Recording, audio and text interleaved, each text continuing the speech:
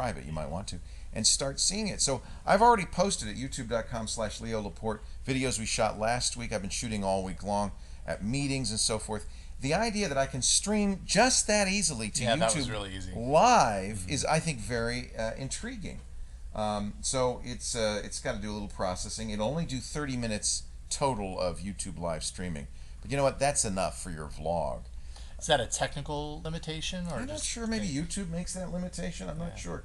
It does require a certain amount of free space for it to be streaming live. Right. Now the kit comes, and I have the kit right here. It came. It fell down. The kit comes with the camera itself, plus an 8. It has a. Let me use this one because even though we're streaming live, I can show you. It comes with an 8 gigabyte micro SD card, but you could put larger ones in that slot there. So don't feel limited by that. Also a USB cable that you can connect it, but it uses Bluetooth to connect to your camera. You also might be considerate of the fact that YouTube streaming is not going to work great on a 3 or 4G network. I mean, I guess if you had a really fast LTE network, it would, but we found it works really well and works best. There's this. Let's see. Can we see the stream? That's it. There you go. Listen to the audio too, by the way. Can you get that?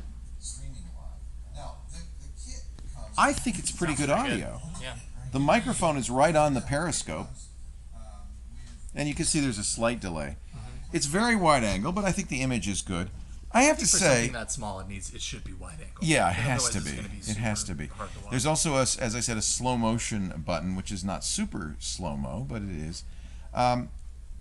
Give you the pros and cons. The still picture's not so great. You're almost certainly going to get a better picture if you use your smartphone, and frankly, you've got that. In fact, that's kind of the con of the whole thing, is that it's expensive to essentially duplicate the functionality of a smartphone. You can do everything you can do on the Re, probably even better with your smartphone.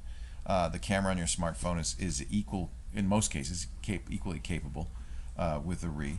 I don't know if you could stream. I don't know of any way to stream live. Maybe with YouTube you can stream live to your YouTube account with your smartphone. Actually, probably you can. There's the video. You could, but I just love how simple this is to use and how compact it is.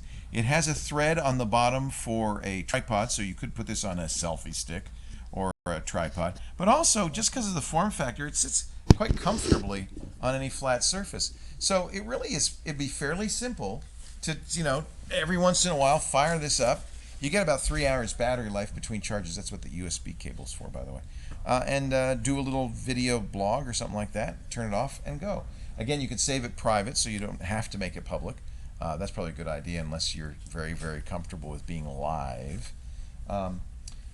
So cons: expensive, not great image quality. Pros: this live streaming thing is amazing, and I really kind of like the ergonomics of it, believe it or not. I think it was easy to poke fun of it. Because it's so silly. At first, when we first saw it, because it's so different. But really, when I think about it, like live streaming from your phone can be kind of inconvenient. This is so nice. The one button point like this, you don't have to worry about how you're holding it and being very careful with it. It's in your fist. You're not going to drop it. Your phone makes a very good viewfinder for this. I find this fascinating. I'm going to have to say try, because I think at this price, $179, it's pricey. You probably 90% of you, the phone you already have does everything you want to do, and you don't need this device. But there are a few of you, particularly I think video bloggers who post on YouTube, or maybe even want to use YouTube Live in a very easy way, who might find this kind of cool. I have to admit there's cool technology in it too, like the capacitive touch to turn it on. It's got great battery life, lots of storage. For video, I wouldn't use it to take video particularly. I think your camera phone is probably better than that. So a try, neither a buy nor a don't buy. All I mean by that is, if you look at this and go, yeah, I know how I could use it, then it's definitely worth getting. It's reliable, it works, it does exactly what I just described. But if you don't have in your mind, oh, I know exactly how I'd use this, you probably shouldn't get it. That's the HTC Re, and again, I always like to applaud people who do something